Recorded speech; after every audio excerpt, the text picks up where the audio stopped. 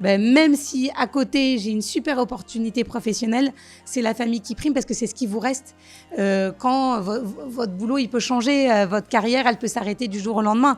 Et si vous avez tout misé dans votre carrière, croyez-moi que vous vous sentez bien seul. Oui. Si on remonte encore plus loin, il y a eu quand même des femmes comme je pense à Denise Fabre que j'adore, Oui. qui ont dépoussiéré à leur manière et qui ont su après ruer un peu dans les brancards pour arrêter d'être considérées comme des potiches.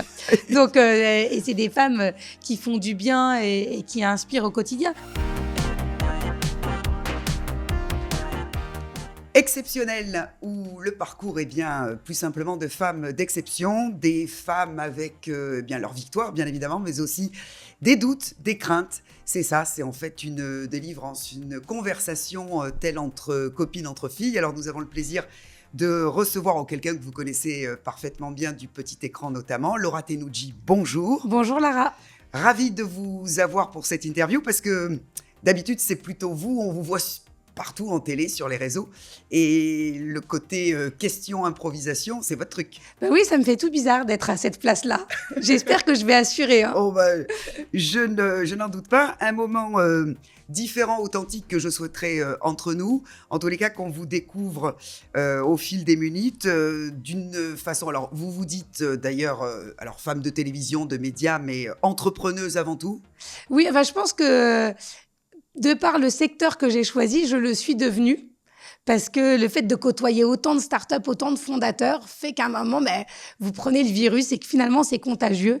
Donc, il y a aussi, et puis dans ma façon de mener ma vie, que ça soit personnel mais professionnel, j'ai ce côté entrepreneur en moi, qui est là, qui est présent, qui me titille chaque jour. Alors, on va y revenir. Est-ce que ce côté entrepreneur que vous évoquez, ça fait partie de votre ADN quelque part, avec notamment vos parents, et j'allais y venir, un papa, Sidney Tenucci, qui était éditeur d'art contemporain, votre maman qui nous a quittés il n'y a pas très longtemps, qui a été un moment... très compliqué pour vous. C'était aussi une femme battante, très vive. Ce sont des parents qui ont marqué, bien sûr, les débuts. C'est la construction de là où vous êtes aujourd'hui. Oui, mais je pense que j'ai surtout eu des parents qui m'ont laissé faire ce que je voulais faire et qui m'ont laissé être qui j'étais au fond de moi. Ce qui n'est pas le cas de tous les parents et on s'aperçoit, même moi pour mes enfants, on a certaines velléités. On se dit, tiens, quelle carrière choisir? On les oriente. Malgré soi, parce qu'on se dit on veut leur donner le plus d'armes possible et on veut qu'ils visent haut. Donc ma mère m'a toujours dit vise très haut parce que de toute façon tu retomberas peut-être un peu, mais au moins tu seras parti de très haut, plutôt que de viser bas. Il me dit c'est beaucoup plus dur de remonter par la suite. Donc j'ai eu des parents assez actifs, après entrepreneurs, plutôt artistes qu'entrepreneurs, mais avec une part de liberté très très importante chez mes parents et aussi chez mes grands-parents. J'ai l'image de deux grands-mères qui ont travaillé, ce qui est rare dans cette génération-là. Et c'est vrai qu'elles m'ont donné l'envie d'être libre en tant que femme, d'être indépendante et surtout de faire ce que j'aime. Ouais. Et votre grand-père, je lisais Edmond, le producteur de cinéma, j'ai envie de dire qu'il vous a donné aussi toutes les graines de curiosité qu'il fallait. Oui, alors j'avais un grand-père producteur de cinéma qui m'a effectivement apporté tout ça. Alors il est parti quand j'avais 10 ans, mais en tout cas, après on m'a tellement raconté d'anecdotes que j'ai baigné dans son univers. Et j'avais mon grand-père maternel qui a été président à l'époque de Thomson. Et donc j'avais les premiers ordinateurs à la maison. Oui. Donc c'est aussi là où je me dis, j'ai découvert ce goût pour l'informatique et la culture de l'autre côté. Donc finalement, ça résume, mes grands-parents résument assez bien qui je suis aujourd'hui. Et puis vous alliez alors régulièrement au théâtre, vous faisiez déjà des expos. Vous vouliez être comédienne, mais on vous a dit que les actrices étaient souvent malheureuses. Donc vous je vois que vous êtes bien renseignée. Hein. Ça c'est... non, c'est vrai qu'à 17, 18 ans, j'avais envie d'être comédienne. Il n'y avait pas les réseaux sociaux, donc on ne pouvait pas s'exprimer de la même façon. Donc, j'ai suivi des cours, au cours Florent, au cours Périmonie. Puis un jour, justement, grâce à ma grand-mère, j'ai rencontré une grande dame du cinéma et des castings qui s'appelle Françoise Ménidret et qui avait... découvert Sophie Marceau. Et puis, je suis allée dans son bureau et je lui ai dit, oui, moi, je veux être comédienne. Et elle m'a dit, écoutez, je vous le souhaite pas, car déjà, avant de réussir, il y a 1% d'élus. Et sur ce pourcent d'élus, en général, j'ai 90% de femmes ou de jeunes femmes dépressives, déprimées, qui attendent les coups de téléphone. Et elle m'avait montré, en fait, l'envers de la médaille. Surtout qu'à l'époque, encore aujourd'hui, je trouve qu'il y a plein de rôles. C'est peut-être plus facile, en tout cas, même si on n'a pas le réseau, même si on n'a pas forcément les contacts pour réussir, les réseaux sociaux vous permettent de vous faire connaître. Je pense à Anaïd Rosam qui s'est fait connaître comme ça, mais il y en a plein d'autres. Donc, on peut monter sur scène, il y a beaucoup plus de séries, il y a beaucoup plus de films produits, donc il y a beaucoup plus de place. Après, c'est plus dur de se faire remarquer et de durer qu'à une certaine époque. Mais en tout cas, à cette époque qui était la mienne, elle m'avait convaincue et je me suis dit, en sortant de son bureau, bon, en fait, c'est pas pour moi. Et c'était quoi l'enfance de Laura? Plutôt bon élève, très sage ou au contraire, non, plutôt quelqu'un qui bougeait Entre dans tous les les deux. sens? Entre les deux. Entre les deux, j'ai été une Vous étiez à élève... Neuilly Oui, non, j'ai une enfance ultra heureuse. Franchement, une enfance préservée. Et c'est d'ailleurs difficile de pouvoir redonner la même chose à mes enfants aujourd'hui, compte tenu de la société dans laquelle on évolue. Donc, moi, j'ai la chance d'avoir une enfance très, très heureuse, préservée. J'ai voyagé. J'ai des parents qui m'ont emmenée en Afrique assez jeune. Donc, je me suis rendu compte de la chance que j'avais. De l'enfance que je pouvais vivre, qui n'était pas le cas de tous les enfants sur la Terre. À l'époque, encore une fois, c'est parce qu'on en parle comme si c'était normal aujourd'hui, mais c'est vrai qu'on est connecté à l'autre bout de la planète grâce aux réseaux sociaux, grâce au web. À l'époque, on n'avait rien. Il y avait la télé et on ne savait pas qu'à l'autre bout du monde, il y avait des enfants qui souffraient, qui manquaient de nourriture, de culture, d'éducation, comme c'est le cas aujourd'hui. Donc, c'est vrai qu'ils m'ont apporté cette ouverture-là qui était, en tout cas pour moi, fondamentale pour se construire. Alors, études supérieures, maîtrise d'histoire en 99, je crois bien. Passionnée d'histoire et encore toujours? Pas du tout. Pas du tout. Pas du tout passionnée d'histoire.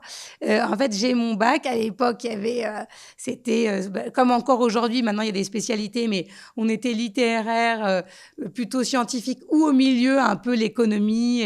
Oui. Et c'était quand on était ABC, hein. Exactement ABC. Donc moi, c'était B, donc c'était sciences économiques et sociales. Je passe mon bac, je l'ai du premier coup, mais j'ai une mention assez bien. Donc encore une fois, je suis plutôt au milieu. Et quand j'ai dû choisir mon orientation professionnelle, la majorité de ma classe partait soit en droit, soit faire Dauphine à l'époque, de l'économie. Et puis moi, ma mère m'a dit, mais enfin, puisque tu sais pas encore ce que tu veux faire, j'avais quand même le métier de journaliste qui me trottait dans la tête.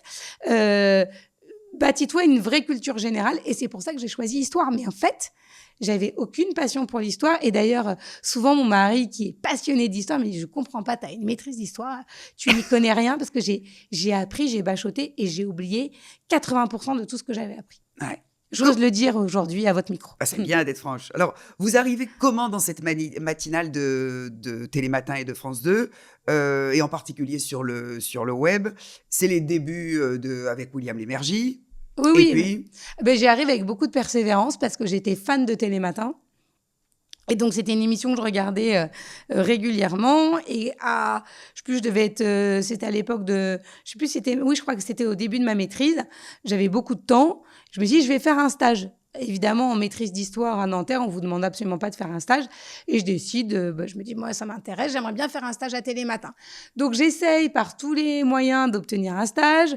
J'ai plusieurs refus jusqu'au jour où, en parlant avec une amie de mes parents, elle me dit, ah, mais moi, je le connais, c'est un ami d'enfance. Ah, je dis, je veux le rencontrer, un peu comme une fan. Hein. Ouais. Et elle m'obtient un rendez-vous. Et à l'époque, les stagiaires n'avaient pas les moyens de se renseigner sur l'émission pour laquelle ils pouvaient postuler, puisqu'il n'y avait pas, encore une fois, Internet. Et moi, je connaissais l'émission par cœur. Donc, je pense qu'il a été bluffé par ma connaissance de Télématin. Et j'ai tout de suite été prise comme stagiaire. Et après, voilà, les planètes se sont alignées. Son assistante est partie 1 mois et demi après mon arrivée. Il m'a demandé si j'étais d'accord pour la remplacer. Et de là, j'ai fait tous les postes possibles hors caméra pendant 2 ans. Après, j'en ai eu assez, j'ai voulu partir. Et au moment où j'ai voulu partir, c'était l'arrivée du web, c'était l'arrivée sur M6 du Morning Live avec Michael Youn. Et il m'a dit, est-ce que tu pourrais pas me trouver des infos sur le web? J'y connaissais pas rien, mais en fait, je grandissais avec, comme tous les gens de ma génération. Donc, j'y suis allée au bluff en disant que c'était d'une simplicité sans nom pour moi, ce qui n'était pas vrai du tout. Et c'est comme ça que j'ai eu le job avec un peu de culot. Et c'était galère pour trouver des infos presque quotidiennes sur le web? Non, franchement, non. Franchement, comme tout le monde est en train de le découvrir, un peu comme c'est le cas aujourd'hui avec l'IA, on s'essayait à ça et on le faisait avec... finalement, beaucoup de spontanéité. Donc, ça n'a pas été compliqué pour moi. C'est pas comme s'il y avait un spécialiste du web qui existait et qui aurait pu me corriger. Oui. Où on peut faire un parallèle en disant elle fait ça, il fait mieux ou moins bien.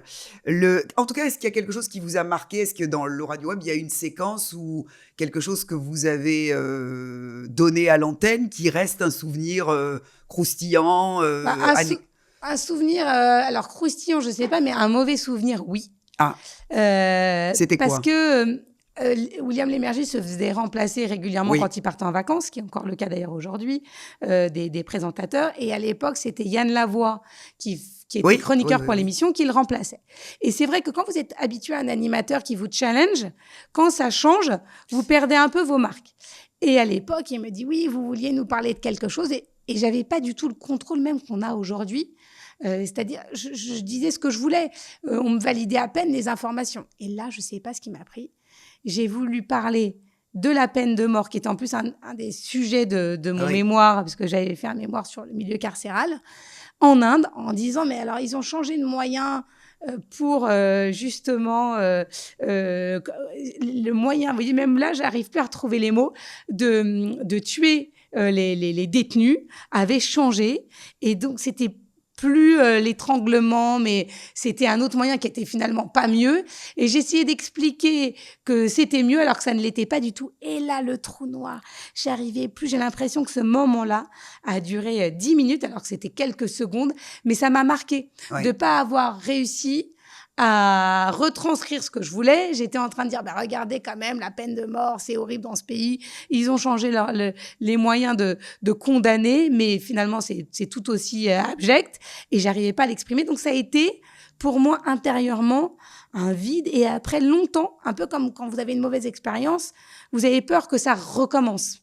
Donc, ça m'a marqué. Et même aujourd'hui encore, je me souviens de ce trou noir. Voilà. Il n'y en a plus d'autres depuis? Non, il y en a pas similaire, en tout cas. Ouais. Il y a eu, alors on parle de Radio Web, mais si on parle de toutes vos émissions, en tout cas pour citer les principales, il y a le Téléthon, bien sûr, qui est quelque chose qui vous tient particulièrement à cœur, où vous avez toute cette fraîcheur et spontanéité, alors avec tout ce que ça représente aussi comme...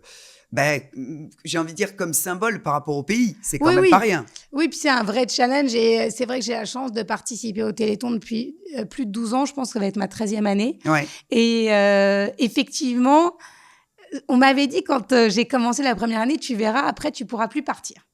Et c'est vrai que c'est compliqué d'arrêter le Téléthon.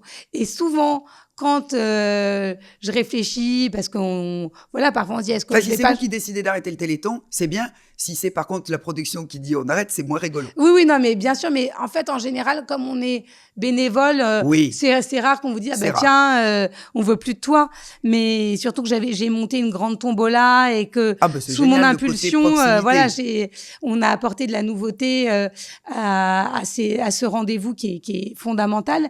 Mais quand me vient à l'esprit l'idée de changer de chaîne, de changer de crèmerie, en me disant, tiens, est-ce que l'herbe est pas plus verte ailleurs? Est-ce que j'ai pas envie d'embrasser une nouvelle expérience?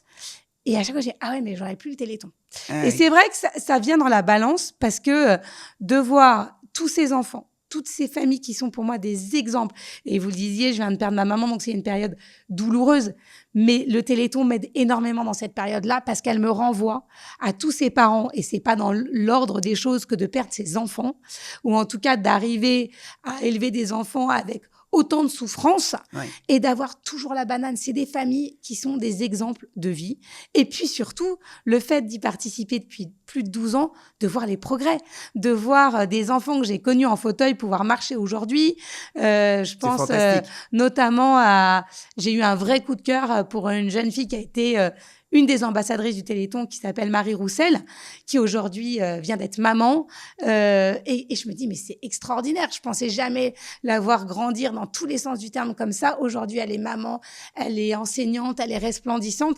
Et ça vous met du baume au cœur et ça vous donne beaucoup d'espoir. Donc, vous vous dites que ce que vous faites, ça a un réel impact. Ouais.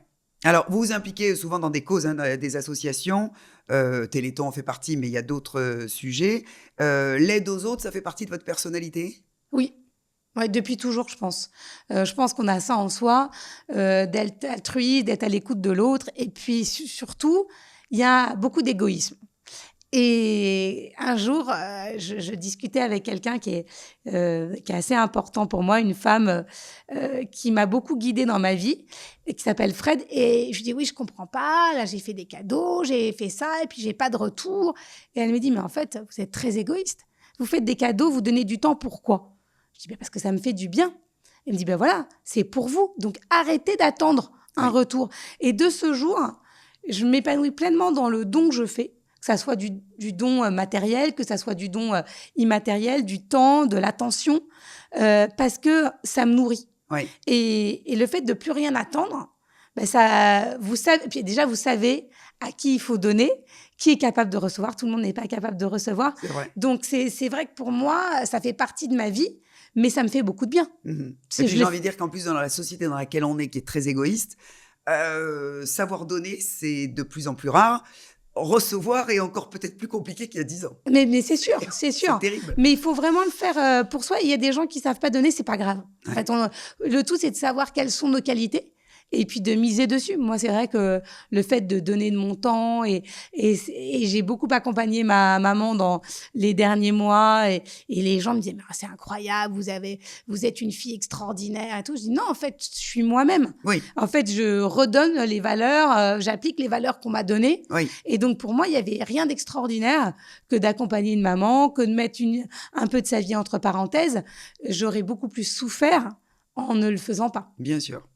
Alors, on peut parler aussi de TV5, de 400 millions de critiques, culture, innovation, comme à la radio aussi sur Europe 1, Bleu, Blanc, Rouge, programme court sur les innovations françaises. C'est votre cheval de bataille, là aussi, faire briller les entreprises et les startups, l'entrepreneuriat, on l'a évoqué, dénicher les petites entreprises de France. Vous dites, on manque de fierté et ça, c'est vraiment quelque chose qu'il faut, ces gens-là, femmes et hommes, les mettre en valeur et en lumière. Ah, mais absolument. Je pense qu'un des gros défauts des Français, c'est qu'on n'est pas assez patriotes. Ouais. Et qu'aujourd'hui, finalement, le drapeau français, c'est devenu le symbole de l'extrême droite. Oui. Et ça devrait absolument pas l'être, puisque moi, je suis hyper fière d'être française.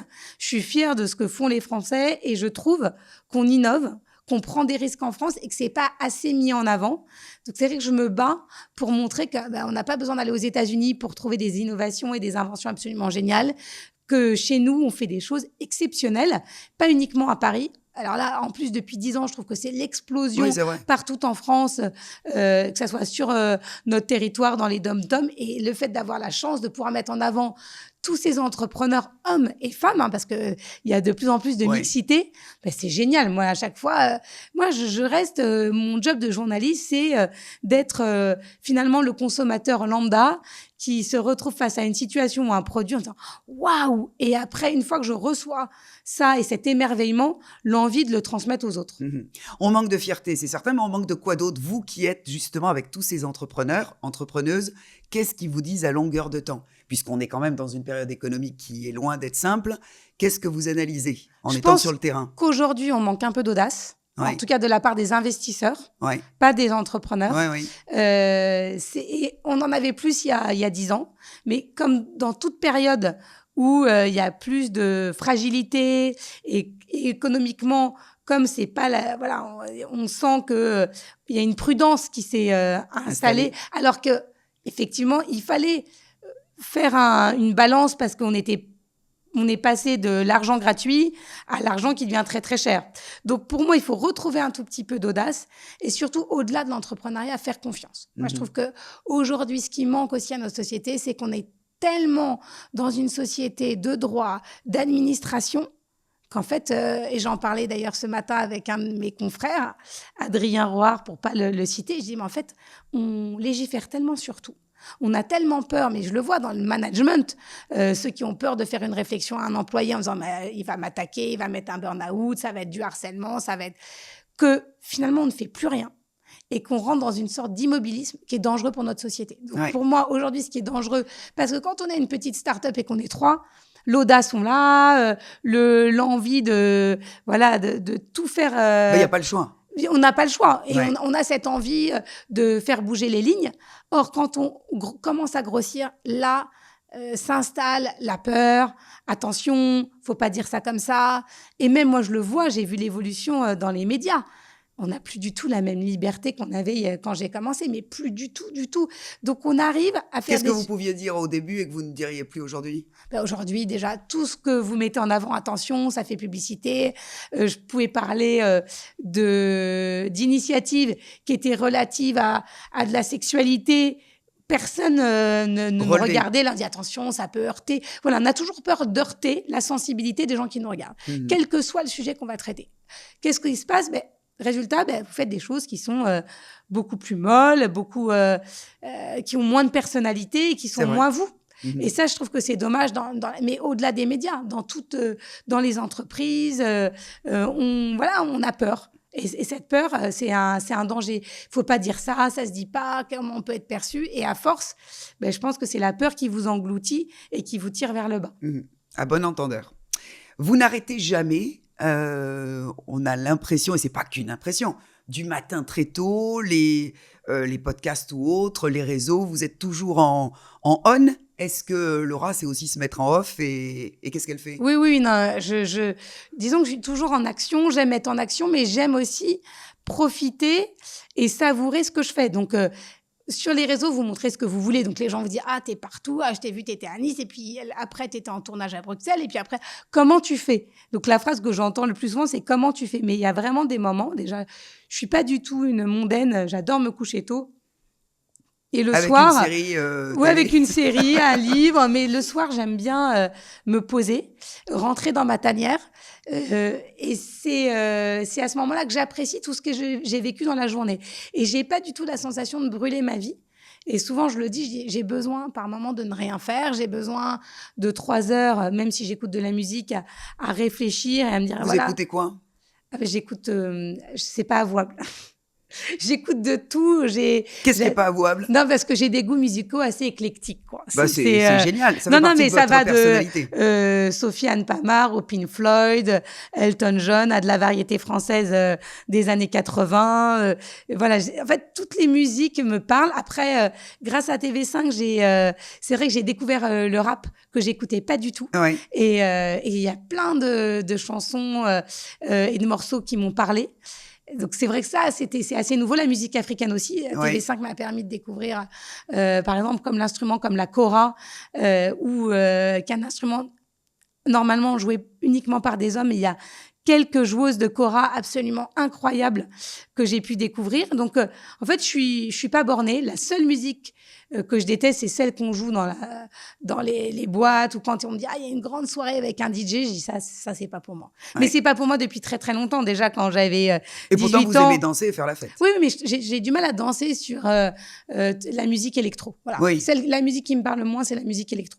Parce que j'ai du mal à l'interpréter. J'ai encore besoin de paroles. Voilà, ou sinon de mélodies qu'on décrypte plus facilement que de l'électro. Maman aussi, puisque vous parlez du côté posé de 2 enfants, de Milan, né de votre première union avec Mickaël Tapiro, et puis la petite fille qu'on connaît un peu davantage, Bianca, qui est née de votre union avec Christian Estrosi. Est-ce utile de le rappeler, qui est maire de Nice depuis 2008, C'est ça. Ancien ministre aussi, délégué notamment à l'aménagement du territoire. On parlera de votre rôle de maman, mais... votre rencontre avec votre mari, c'est quand même aussi Télématin qui... racontez-nous. Mais c'est William Lémergie. C'est vrai ou pas vrai? Oui, non, c'est vrai. C'est la vraie histoire. En fait, la vraie histoire, c'est William Lémergie qui un jour me dit il faut qu'on monte un festival autour de la création digitale à Nice. Il faut que je te présente Christian Estrosi. Et on s'est connus comme ça. Mais avant d'être ensemble. Il s'est passé quand même quelques années. Et au départ, on est devenus amis. Et il faut savoir que moi, je hais la politique. Oui, ça, vous l'avez dit partout.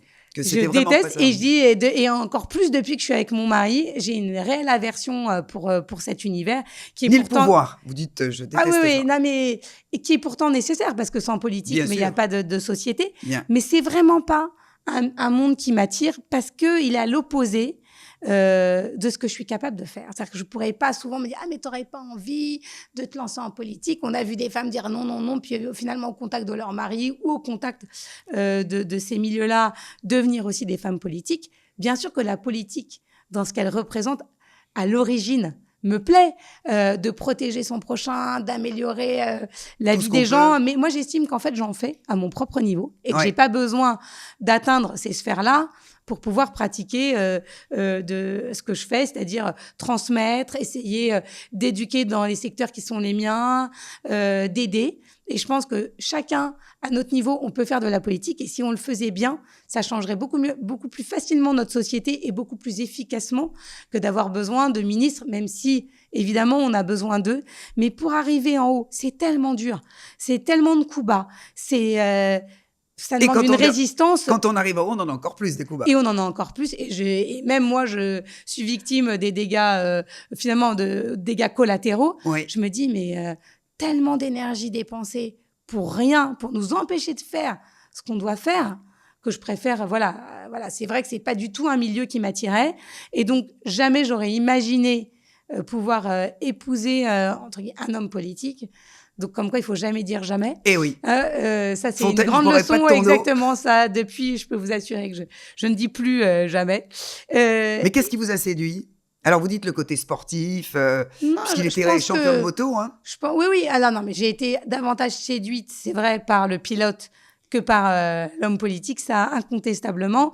Et après, c'est une rencontre d'âme. Ça va au-delà de ce qui vous définit dans votre vie professionnelle. Donc, je pense que on partage énormément de valeurs, que c'est quelqu'un de profondément honnête et qui a une vraie spontanéité comme celle que j'ai. Donc, on se retrouve dans des plaisirs simples. Ouais. Et c'est là où c'était important, c'est-à-dire qu'on ne s'encombre pas de problèmes du quotidien. Pas s'encombrer en tout cas aussi pour vous d'être la femme d'eux, parce que vous existez pleinement à part. Oui, mais même si on vous catalogue comme telle aussi. Hein. Oui. C'est-à-dire qu'il ne faut pas se mentir, c'est que mine de rien, pour moi, si j'avais pu éviter ça, j'aurais préféré qu'il reste pilote de moto. Quoi. Je vous le dis. Même si je trouve que pour ses administrés et pour la ville de Nice, évidemment, c'est un maire exceptionnel, mais je me dis, à quel prix quoi. Oui. À quel prix dans sa vie privée, à quel prix dans le manque de reconnaissance de certains. Moi, tous ceux qui viennent à Nice me disent « c'est incroyable ce que la ville a changé, ce qu'a fait ton mari ». Parfois, les plus ingrats, ce sont ceux qui y habitent et qui ne partent pas de la ville et qui ne voient pas comment c'est ailleurs. Oui. Donc ça, c'est assez frustrant. Oui. Et quel est là-dedans le rôle papa-maman ? C'est-à-dire qu'avec, vous parliez de votre mari qui est très pris, vous aussi, donc... Votre maman, votre papa était une inspiration. Est-ce que, notamment Bianca, votre petite, je me doute bien qu'elle est inspirée, qu'elle est en admiration devant son papa et sa maman, mais avec des plannings et des emplois du temps qui ne sont pas simples, comment vous gérez tout ça ? Non, mais la famille, pour moi, c'est le plus important. C'est vraiment le socle de ma vie. Donc, rien ne se fait au détriment de ma famille. Ouais. Que ça soit la famille nucléaire que j'ai créée, celle dont je fais partie avec mes frères et aujourd'hui mon papa. Voilà, c'est simple, c'est ma priorité. Donc, si j'ai un événement, si j'ai quelque chose d'important ce jour-là avec eux, même si à côté j'ai une super opportunité professionnelle, c'est la famille qui prime parce que c'est ce qui vous reste. Quand votre boulot il peut changer, votre carrière elle peut s'arrêter du jour au lendemain. Et si vous avez tout misé dans votre carrière, croyez-moi que vous vous sentez bien seul. Oui. Donc voilà, ça a toujours été le cas. J'accorde du temps à mes enfants. J'essaye en tout cas le plus possible de leur accorder du temps.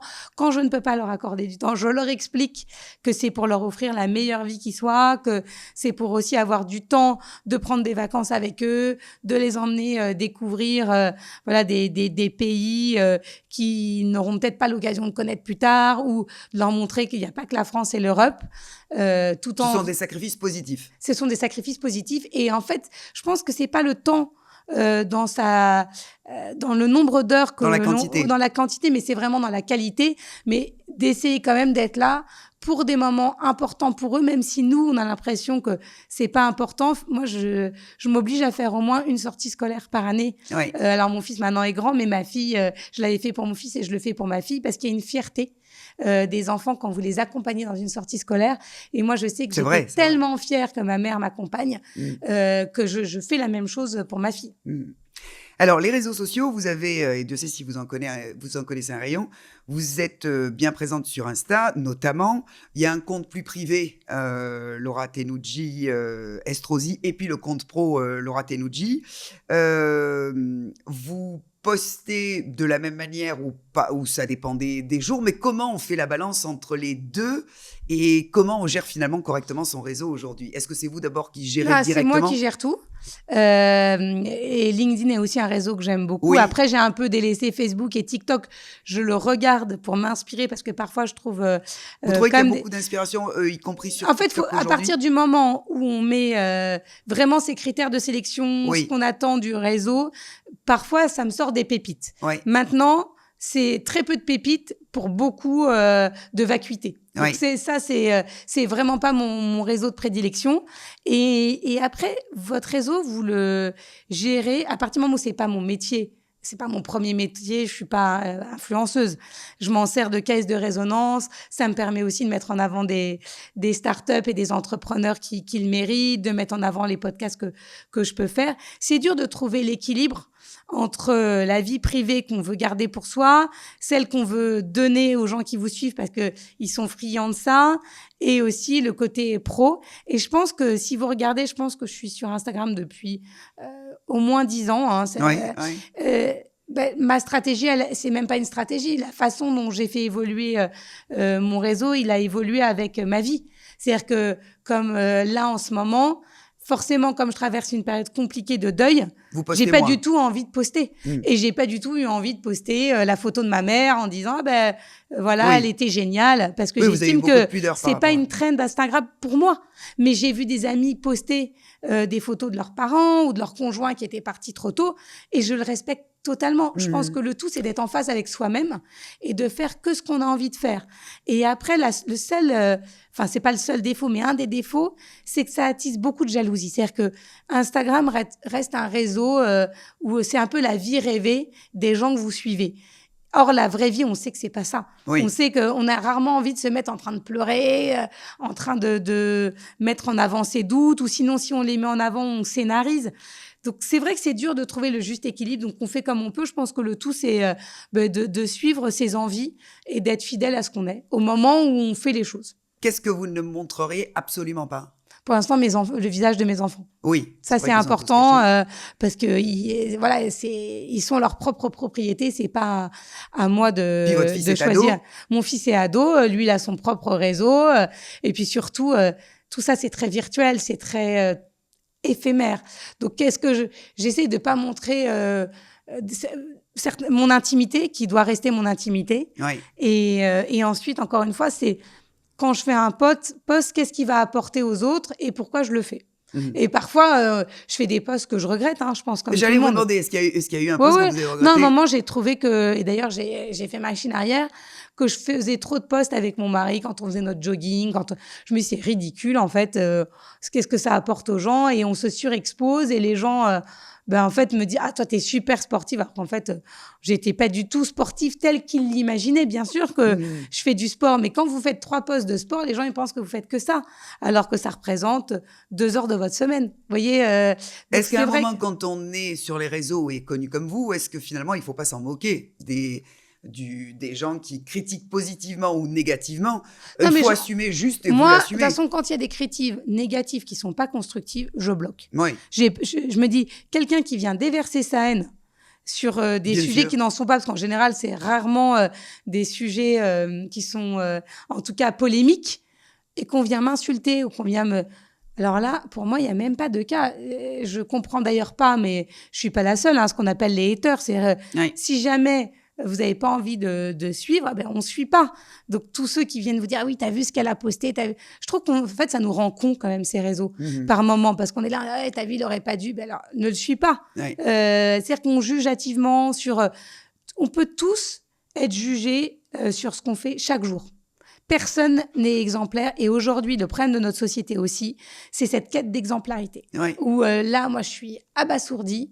J'aimerais qu'on me dise quels sont les hommes normaux, puisque que ce soit les médias, tous les médias, les réseaux, vont pointer du doigt le comportement de celui-là, le comportement de celui-ci. Ah, mais il n'a pas respecté sa femme. Alors, bien sûr, qu'on dénonce les violences faites aux femmes. Évidemment, c'est pas moi qui vais vous dire le contraire. Mais là, on en est à une main aux fesses, c'est interdit. Quotidien. Je me prononcerai pas sur Depardieu parce que je ne suis pas victime. Ouais. Je l'ai rencontré, moi, il s'est toujours très bien comporté. Et je comprends qu'à une époque, en fait, lui, il a grandi dans une époque où tout ça, c'était autorisé. Où finalement, et moi, je le sais par mon père qui a évolué dans ce milieu aussi du cinéma, où, en fait, des réalisateurs qui ont manqué de respect, qui ont eu des comportements inappropriés, il y en avait énormément. Mais parce que c'était toléré. Donc, quand vous grandissez dans un milieu où, en fait, c'est toléré, vous refaites la même chose. Comme un enfant battu risque de battre plus tard ses enfants. Donc, c'est bien qu'on ait recentré les choses, mais qu'on aille faire le procès de personnes qui ont été éduqués comme ça. Est-ce qu'on va refaire le procès des rois de France qui avaient le droit de cuissage ? Oui. Non. Donc, bien sûr que c'était nécessaire. Bien sûr, là-dessus, MeToo, c'était indispensable. Pardon. Non, pas de souci. Et on pourra couper. Pas de problème. MeToo, c'était indispensable. Donc, là-dessus, qu'on se méprenne pas, je trouve que c'est bien. Mais là, c'est une chasse aux sorcières et on a l'impression que tous les hommes y passent. Que Nicolas Bedos ait eu des comportements inappropriés en boîte de nuit, évidemment. Mais donc, on va juger tous les hommes qui se sont mal comportés, toutes les femmes qui se comportent pas bien, parce que celles qui viennent aussi, on va dire, allumer ou avoir des... Voilà, c'est pas que les hommes qui sont imparfaits, les femmes le sont aussi. D'avoir un comportement un peu différent, c'est ça. Non, mais personne n'est parfait. Ouais, exactement. Donc, qu'il y ait des choses qui soient condamnables, que la justice s'en empare, c'est une chose. Et c'est le travail de la justice. Mais qu'aujourd'hui, ce qu'on appelle le tribunal médiatique, et je peux vous en parler parce que j'en souffre aussi, je trouve que c'est pas normal. Voilà. Et qu'il n'y a plus de présomption d'innocence. Et qu'aujourd'hui, ces hommes qui se sont mal comportés, très bien, c'est à la justice de faire son travail. Une fois qu'ils sont condamnés, qu'on le fasse savoir publiquement. Évidemment, pourquoi pas, enfin, c'est pas une obligation, mais je comprends qu'on le fasse. Mais les condamner avant qu'ils le soient par la justice, je trouve ça profondément injuste. Oui, et puis ça nuit. Alors, effectivement, la vie de la personne déjà, et puis la carrière, elle est pour beaucoup, et vous en avez cité... si c'est pas brisé, en tous les cas, ô combien terni. Bien sûr. C'est assez terrible.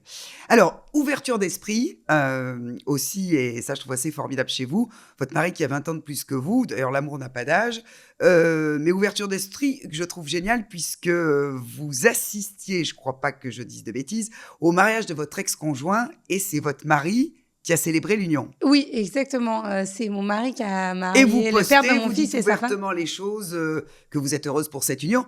Enfin, je trouve que dans une époque où là aussi, les personnes, hommes ou femmes, sont très caractérielles, très fermées sur des choses, ils se disent ouverts d'esprit, mais en fait, ils ne le sont pas. Vous assumez là aussi... votre côté femme avec un grand F et vous dites mon ex-mari et puis c'est mon mari qui fait l'union et heureux pour tous et je trouve que c'est un très bel exemple. Oui, mais alors il faut être deux, hein. Donc j'ai la chance le père de mon fils a aussi cette ouverture d'esprit et c'est vrai qu'un jour il m'a dit alors on n'était pas mariés mais c'était tout comme puisqu'on élève notre fils ensemble et il m'avait dit on a raté notre mariage mais on va peut-être réussir notre divorce. Et c'est vrai que c'est resté... C'est peut-être ce qu'il y a de plus important. Et je pense que c'est assez important, surtout en fait pour vos maman, enfants. Oui. Et je vois tellement de couples qui se déchirent. Donc à un moment, c'est pourquoi on se déchire. Après, il n'y a pas eu de blessure narcissique. C'est aussi important de bien se séparer. Oui. Et quand, par exemple, vous avez un couple qui se sépare parce que l'un des deux a mis un coup de canif dans le contrat, vous créez une blessure narcissique qu'il est difficile de réparer. Donc c'est plus dur pour moi de bien s'entendre tout de suite. Alors nous, on a mis, ça se fait pas du jour au lendemain, on a mis 1 à 2 ans, mais ce qui est relativement rapide quand même. C'est beaucoup plus facile quand vous êtes séparés, parce qu'on ne s'entend pas, qu'il y a une mésentente, qu'il y a des disputes, que quand il y a tromperie ou trahison. Oui. Et je pense qu'on a de la rancœur, évidemment, parce que de toute façon, se séparer, on le voit au départ comme un échec. Mais voilà, c'est important de bien se séparer. Je pense que et ça veut pas dire, voilà, il y a aucun jugement de ma part. Parfois, on n'a pas le choix. On a des relations qui sont des médicaments pour nous aider à partir d'une relation qui peut être toxique. Donc, je pense que chaque cas est différent. Mais ce qui nous a aidé aussi à nous entendre, c'est voilà, c'est de pas avoir de blessures narcissiques et de très vite avoir compris que finalement, on n'était pas fait pour vivre ensemble, mais qu'on s'entendait très bien en amis et en parents. Être intelligente et pas avoir de méchanceté, pour une femme aujourd'hui, dans un souci de faire avancer la cause de la femme, c'est primordial, non? C'est Et primordial. c'est pas donné à tout. Est-ce que vous pensez que c'est... Moi, je trouve aussi, c'est que si on n'avance pas autant que ce qu'on voudrait aujourd'hui, nous, en tant que femmes, c'est bien à cause de toutes ces bêtises, entre guillemets, ou conflits, petits conflits, qui font que finalement, on fait 2 pas, mais on fait 10 pas en arrière. Bien sûr. Et après, quand on parle voilà, de nous en tant que femmes, comment on peut avancer que si on est unis entre nous. Or, on parle Oui, beaucoup de sororité. complètement. Et pour moi, c'est un peu galvaudé comme mot. Il y a effectivement une sororité qui existe Oui, et on oui. se reconnaît, mais il y a tellement de jalousie. Mhm. Enfin, sincèrement, moi, les pires commentaires que j'ai eus sur mes réseaux, c'est pas des hommes, hein. Ce sont Ce des sont femmes. des femmes. Et je me souviens quand j'avais monté les marches du Festival de Cannes avec un décolleté, je venais d'avoir ma fille. Donc, oui, Vous j'avais le assumez. sein un peu tombant parce que surtout quand vous êtes pris d'en haut, vous allez pas calculer. Moi, je suis pas actrice, donc je vais pas me dire attention, faut pas que je mette cette robe parce que comme la photo est prise d'en haut, ça risque de faire tel effet. Moi, je suis montée, j'étais contente d'aller voir le film que j'allais découvrir. Et sans me dire, ah, attention, quand tu vas monter les marches, on peut te prendre en photo sous tel angle. Et quand j'ai vu là, mais les méchancetés que j'ai eues en commentaire, non mais va te faire refaire les seins, c'est des gants de toilette. Je me suis dit, mais franchement, Ouais, moi, la alors femme peut être attention, très méchante. c'était 10% des commentaires, mais c'est 10% qui blessent. Bien sûr. Et c'est 10% qui vous font que vous vous interrogez. Et c'est là où je reviens aux valeurs de la famille. Si vous n'avez pas une famille construite, si vous n'avez pas des parents qui sont présents et en fait, qui vous rappellent qu'en fait, vous en foutez complètement parce que qui De sont tout ces ça. personnes? Moi, j'aimerais bien voir les poitrines de toutes les femmes qui m'ont écrit ces commentaires. Et je trouve que c'est assez décevant. Donc, moi, j'ai toujours dit, la femme peut être notre principal atout, mais pour moi, le pire ennemi de la femme, ne nous méprenons pas, c'est la femme. Ouais. Avant d'être l'homme, et celle qui faisait les faiseuses d'aiguilles à l'époque, quand l'avortement était interdit, c'était des sœurs, c'était pas, même si les prêtres disaient oui, on interdit l'avortement, ou quand il y avait eu une faute, il fallait absolument avorter une jeune femme, mais c'était des femmes derrière qui étaient complices. Il y a toujours eu des femmes complices des hommes qui étaient des bourreaux. Ouais. Donc, à un moment, il ne faut pas tout mettre sur l'homme. C'est-à-dire, bien sûr, heureusement, on parle aujourd'hui, on célèbre au moment de l'enregistrement de ce podcast les 80 ans du droit de vote de la femme. Évidemment qu'il faut des avancées, il faut que ça continue. On parle souvent de la parité. J'entendais un reportage, je me disais, oui, il faut la parité chez les élus. Mais je dis, arrêtons de vouloir forcer les femmes à être élues. Et moi, je trouve que la parité, c'est bien qu'il y ait un minimum, et qu'on puisse, parce que ça a permis quand même de dépoussiérer un peu. Et c'était nécessaire. Mais encore une fois, quand on voit que sur une liste électorale, il faut une parité, mais il faut aller chercher des femmes dont c'est pas forcément la vocation, parce qu'il faut qu'il y ait autant d'hommes que de femmes. Ouais. Donc, moi, je trouve que la parité, elle équivaut à compétences égales. Ouais. Mais dire, vaut mieux une femme plutôt qu'un homme qui a plus de compétences, c'est en fait, on a l'impression que... Il y a eu même la loi où donc... Exactement. Alors après, c'est effectivement, il faut faire bouger les choses, mais c'est toujours le problème quand on légifère sur tout, c'est qu'à un moment, on se retrouve avec des femmes dont c'était pas forcément la vocation et qui vont être moins bonnes dans ce qu'elles font qu'un homme dont c'est la vocation et qui n'a pas été choisi parce qu'il était homme. Voilà. Dans ces femmes, donc des femmes qui ne sont pas forcément à nous valoriser, en tous les cas, il y en a quand même une majorité qui sont normales et plutôt bien, mais est-ce qu'il y en a hors famille qui vous ont marqué et ça a été des vrais leviers pour vous, des femmes inspirantes peu importe quelle époque, mais est-ce que vous aviez des modèles petites où vous rêviez devant telle ou telle femme, jeune femme peut-être, ou moins? Alors, des modèles, je pense qu'on en a au fur et à mesure de sa carrière et de sa vie. J'avoue que moi, j'ai plus été inspirée par des personnalités de manière, que ça soit homme ou femme, Dans mon milieu professionnel, William Lémergie m'a inspirée. Je sais que j'étais passionnée par Jean d'Ormesson, que j'écoutais, par Jacques Chancel, si on revient à l'audiovisuel. Et après, j'ai pas été chercher des modèles forcément féminins, mais si je dois en garder un dans l'audiovisuel qui a été quand même assez pionnière, c'est Dominique Cancien. Qui, qui a été, qui a produit, qui a découvert des talents masculins, pour qui j'ai une réelle admiration. Et après, dans ma vie de tous les jours, qui s'est occupé de Sabatier et tout ça. Et de Chavannes, si je dis pas de bêtises, enfin, qui a été quand même, qui a été une des premières femmes. Après, si on remonte encore plus loin, il y a eu quand même des femmes comme, je pense à Denise Fabre, que j'adore, qui ont dépoussiéré à leur manière et qui ont su après ruer un peu dans les brancards pour arrêter d'être considérées comme des potiches. Donc, et c'est des femmes qui font du bien et qui inspirent au quotidien. Mais je pense que c'est surtout des moments et des rencontres qui vont vous inspirer. Vous allez prendre et piocher des petites phrases, des conseils, et pas forcément prendre une personnalité dans sa globalité. Parce que ce qui est important, c'est pas de faire le copier-coller de quelqu'un, c'est de se construire soi avec le meilleur de ce que vous pouvez prendre chez les autres. Alors, vous dites que vous n'êtes pas dans le contrôle, si on revient à ce que vous disiez par rapport au Festival de Cannes, à votre décolleté après votre grossesse. Pourtant, vous êtes une femme jusqu'au bout des ongles, c'est vrai, vous assumez. Vous avez porté une perruque rose pour Octobre Rose, où en plus vous étiez très belle et waouh, et ça détonnait, et tant mieux. Quand on est engagé et vrai, est-ce que vous dites ça, on peut tout se permettre ? Que finalement, peu importe les critiques, et vous dites que vous n'êtes pas dans le contrôle, mais en même temps, c'est un contrôle de dire j'assume. Quand je dis je ne suis pas dans le contrôle, c'est que je me sens libre. Après, cette liberté, elle a forcément des limites, puisque il ne faut pas non plus heurter, même si je vous disais tout à l'heure, attention, on a trop tendance à se mettre à la place de l'autre et à pas prendre les bonnes décisions parce qu'on a toujours peur de la réaction de l'autre. Il ne faut pas avoir peur de la réaction de l'autre et se sentir libre. Mais en même temps, il ne faut pas aller trop loin non plus. Il y a des choses que je ne vais pas exposer, il y a des points de vue que je ne vais pas exposer. Aujourd'hui, on enregistre toutes les communications, toutes les conversations. On le voit bien, c'est un homme politique, un chanteur, un artiste. C'est compliqué de s'exprimer. Parce que contrairement à il y a 50 ans, où on ne pouvait pas reprendre ce que vous aviez dit dans un dîner, là, tout est enregistré, tout est filmé. Donc, on est sur nos gardes, ça c'est certain. Après, quand je dis je suis pas dans le contrôle, c'est que je ne suis pas obsédée, ni par mon image. Mais évidemment, je fais un métier de télé, donc je fais attention à moi. Je peux pas vous dire que... D'ailleurs, vous dites souvent, tiens, des conseils sur la peau, et pourtant vous dites, vous n'êtes pas influenceuse, mais si vous pouvez pas faire, et on le ressent comme ça, c'est-à-dire que si on peut, vous avez envie de faire passer un message et un truc et astuce qui vous caractérise. Exactement, mais qui me caractérise, parce que j'adore partager mes bons plans, mes tuyaux, et j'ai toujours été comme ça. Donc, c'est plus dans cet objectif.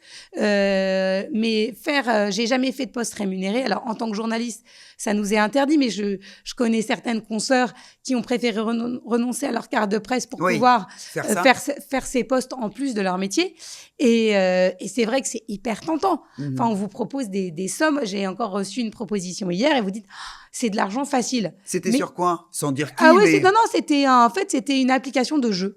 D'accord. Qui m'a dit, est-ce que vous pouvez nous faire 3 postes, si vous nous faites ça, et après une story, et on vous propose 10 000, 20 000 ou 40 000 euros. Et en fait, moi, je dis, mais en fait, je ne fais aucun poste rémunéré. Parce que si demain, même si le jeu en question est bien, même s'il a une vocation éducative, qu'est-ce qui fait que je vais parler de lui plutôt que d'un autre qui ne m'aura pas payé? Et donc là, vous semez le doute. Et voilà, j'ai la chance de vivre de mon métier. Après, je respecte totalement les créateurs de contenu qui en ont fait leur métier. Moi, j'ai la chance de vivre de mon métier de journaliste, donc je n'ai pas besoin de ça. Voilà, donc tant que je peux vivre de mon métier, ce n'est pas quelque chose que j'ai envie de faire.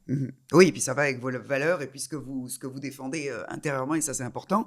Quels sont les conseils que vous donneriez pour avoir votre pêche, j'ai envie de dire, et puis ce côté toujours très positif? Parce que quand par exemple vous vous levez le matin et que Laura, elle a, permettez-moi de le dire, comme beaucoup, une gueule qui est moins sympa qu'un autre matin, et comment vous arrivez quand même à être toujours positive Non mais Lara, il y a des moments où je vous assure, Je flanche comme tout le monde. Je le montre On pas a du toujours. mal à le croire, mais Ouais, c'est une force. mais ça m'arrive et ça Bien m'arrive de sûr. dire alors comment ça va. Ben, aujourd'hui, ça va pas. Après cette nature optimiste, j'ai l'impression que je suis comme ça depuis que je suis petite. Donc On est comme ça. je pense qu'on est comme ça. Après, ça se travaille. Mais voilà, j'ai aussi été élevée avec une maman qui m'a appris à voir toujours le verre à moitié plein. Donc ça, c'est aussi des choses qu'on transmet. Donc j'ai envie de dire aux gens qui nous écoutent, attention à vos enfants, parce que on leur transmet nos angoisses Ouais. et on leur transmet aussi notre légèreté. Et c'est important de mettre de la légèreté dans sa vie. En fait, s'il y a un conseil que je peux te donner, c'est de toujours se dire, quel est l'enjeu? Quel est l'enjeu de ça? Bon, je vais plus faire cette émission. Très bien, c'est triste, j'aimais bien l'animer, c'est le cas pour TV5 Monde qui s'est arrêté Oui. au moment du changement de direction en plein milieu de la saison, là en décembre dernier. Oui. Franchement, ça a été un choc pour toute l'équipe, pour ma productrice et ce sentiment d'injustice. Mais après, je me dis, OK, quel est l'enjeu? L'enjeu, je vais plus animer cette émission que j'aimais, qui me permettait de me cultiver, d'être payée pour ça, ce qui est quand même un vrai luxe. Bon, mais je vais le faire autrement. Le temps que je passais en tournage, ça va me permettre de développer ça et ça. Et c'est toujours se dire qu'est-ce que je vais faire de positif quand quelque chose de négatif vous arrive. Donc, c'est d'essayer et de s'entraîner à ça. C'est le conseil que je peux donner mais ça se travaille quand même. On est comme ça, mais après, je pense qu'on peut le travailler. Quel est votre état d'esprit aujourd'hui? Serein. Serein et en même temps... plein d'envie de faire bouger les lignes, d'avoir voilà, je trouve qu'il faut toujours avoir des projets même quand on a 90, 95, 100 ans, ce qui nous tient en vie, c'est les projets. Donc c'est de faire encore mieux, d'être encore plus engagé. Et c'est quoi les projets de Laura là tout de suite? Ben là, non, mais c'est vrai que j'ai lancé en octobre dernier ma newsletter qui s'appelle l'Allumette, qui marche plutôt bien et qui est entièrement gratuite, sans pub, et dont voilà, qui est ma petite fierté, et de développer cette marque, de développer les podcasts qui vont aller avec, et puis de repenser. Je pense que je suis à une période de ma vie où j'ai envie de repenser la façon dont je gère mon métier. C'est juste avant les 50 ans? Oui, ça a vraiment... Alors, d'ailleurs, les 50 ans, c'est dans un peu moins d'un an. Souvent, vous faites une grosse fête, vous dites « Ah, j'ai 50 ans, je vais fêter ça ». Moi, j'ai jamais été comme ça. J'ai fêté mes 40, je crois que c'est 48 ans, j'ai fait une grosse fête. Mes 40 ans, je les ai fêtés 6 mois après. Pour moi... je sais même pas si je vais fêter mes 50 ans parce que je ferai une fête quand j'en aurai envie. Et je pense que c'est important de s'écouter et ce côté des dizaines qui vont marquer une période. Alors évidemment, il y a une remise en question, mais qui va se faire entre 47 et 52. Et là, en ce moment, puisque je vis un deuil, la période de remise en question, elle est maintenant par rapport aux événements personnels et aux épreuves que je suis en train de traverser. Et c'est vrai qu'on dit, bon, OK, on va redonner un nouveau sens. Qu'est-ce que je fais aujourd'hui que j'ai plus envie de faire? Mais c'est un changement qui devrait être permanent. Et je me souviens de William Lémergie, qui reste quand même mon mentor sur beaucoup de choses, qui m'avait dit, mais en fait, pour garder Télématin à la page, c'est faire plein de petits changements qui sont pas forcément perceptibles par les téléspectateurs, mais régulièrement. Et je pense que dans la vie, c'est pareil. En fait, ce qui est important, c'est de pas faire un virage à 180 degrés forcément si on n'en est pas obligé, parce que parfois la vie nous oblige à le faire.